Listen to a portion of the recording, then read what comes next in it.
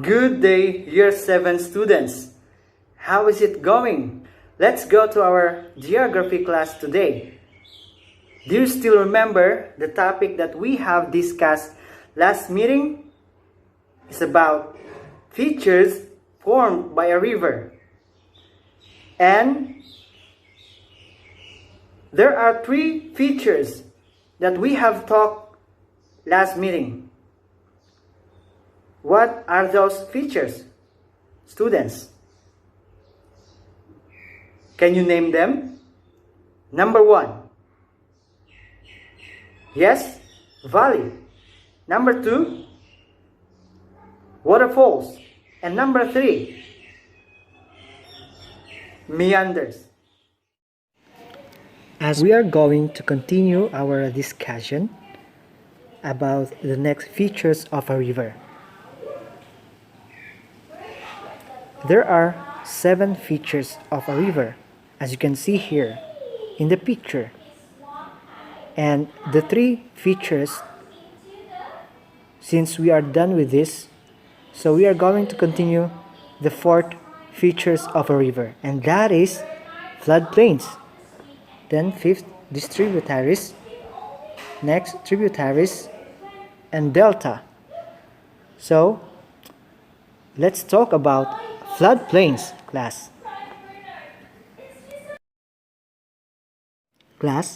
Floodplains are areas of low-lying ground which are subjected to flooding.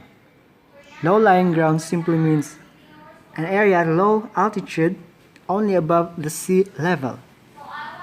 So whenever it rains heavily, the river will overflow and flood the surrounding low-lying land. And this land is called a floodplain. Please take a look at the picture here. That is floodplain.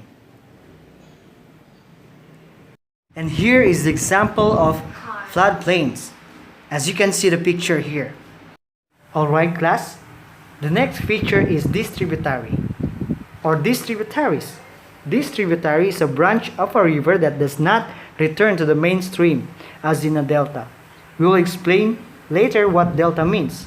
As what you can see the picture here, please take a look at the 2 arrows here at the right side that is pointing to the left, such as a direction of a water flowing to the river channel. As what you can see, the 3rd arrow here, the next of the 2 arrows. From this river channel, the water branches out. So that's distributary. Distributaries branch out from a river. That's distributary. Here in this slide, we can see the difference between the tributaries and distributaries. Tributaries simply join a river, while distributaries branch out from a river. At the river mouth, the river deposits its sediments into a lake or sea. Please take a look at the colored picture here. You can see the river mouth there. Alright? So, deposition continuously caused the sediments piled up layers and blocked the flow of the river to the sea. Therefore, the river's flow force have changed its way along alternative channels called distributaries. I hope that you understand now what distributaries means. The next is tributary or tributaries. Tributaries is where the water flows down and join a river. Tributaries simply join a river. I hope that you understand what tributaries means.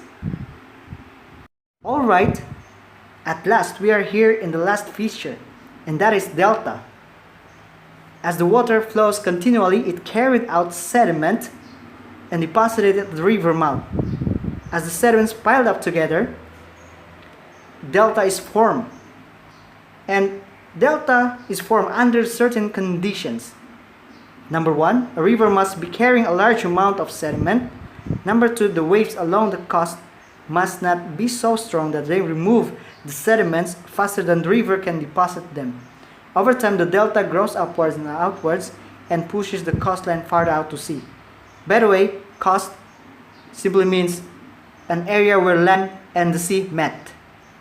Thus, deltas can be in different shapes and sizes. Here is the example of delta. This picture is the Nile Delta of Egypt, which is a fan-shaped delta. As you can see, the two pictures here, which are in a satellite imagery, the fan-shaped delta there, that is the Nile Delta of Egypt class.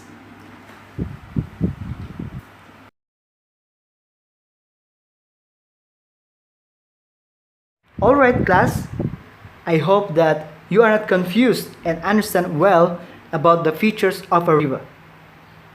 So let's do a recap from the previous lessons that you have learned until today's lesson. Let's enumerate the 7 features of a river. Number 1, valley. Number 2, waterfalls. Number 3, meanders.